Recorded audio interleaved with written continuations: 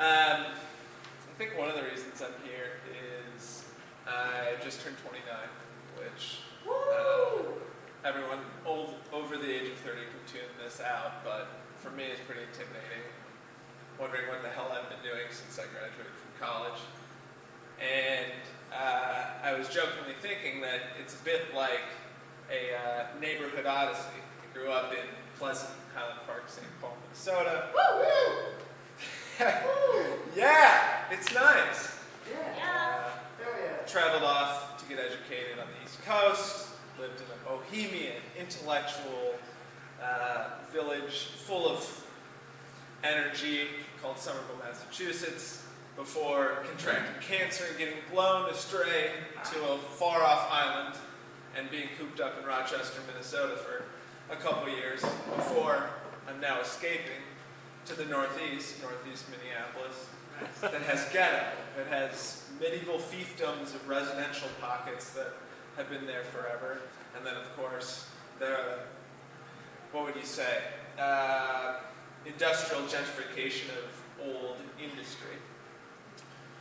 And I think that what I'm trying to wrap my head around now is, where do I fit into my old hometown, considering that I didn't expect to be back here, but I appreciate the opportunity to express myself in things like this. A couple weekends ago, and by that I just totally lied, it was this last weekend, I saw Drew Michael. He's a great comedian. I recommend checking out his stuff.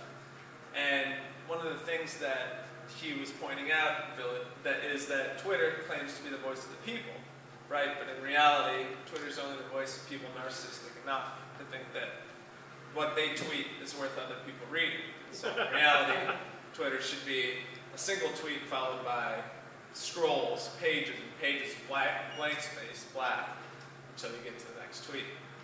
And I thought that was a pretty clever idea, but I was realizing that tonight I'm able to put my own spin on that, because a friend of mine, also in theory interested in doing stand-up,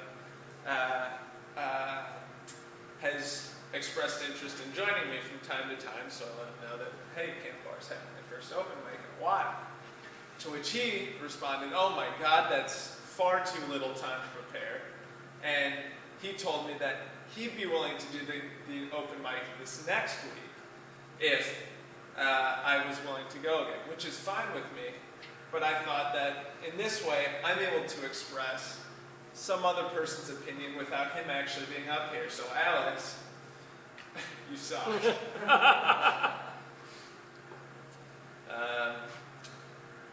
And what else did I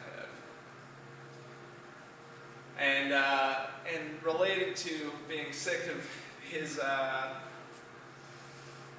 need for preparation, I've been laughing at the idea recently of being sick of someone you care about being sick.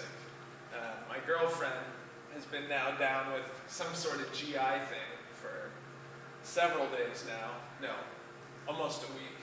And yes, I'm going to continue to care for her, but there's a part of me, an increasingly strong part of me, that just wants to play again, you know? Like, I feel good. When are you going to start to feel good again? But most recently, I have realized that there have been times where I've decided, well, if you can't beat it, join it. And I'm finding myself eating the remains from the fridge from far too long ago. And there's this small part of me that just thinks like, if something happens, we'll just be on the same plane. And tonight, I opted for a Heggy's Pizza, which was my first foray into Heggy's. And I realized that was just par for my current trend.